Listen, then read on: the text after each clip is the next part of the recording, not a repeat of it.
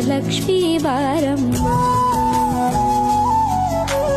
ಹೆಜ್ಜೆ ಮೇಲೊಂದೆಜ್ಜೆಯ ನಿಕ್ಕುತ್ತ ಗೆಜ್ಜೆಯ ಕಾಲಿನ ನಾದವ ತೋರುದ ಸಜ್ಜನ ಸಾಧು ಪೂಜೆಯ ವೇಳೆಗೆ ಮಚ್ಚಿಗೆಯೊಳಗಿನ ಬೆಣ್ಣೆಯಂತೆ ಭಾಗ್ಯದ ಲಕ್ಷ್ಮೀ ಬಾರಮ್ಮ.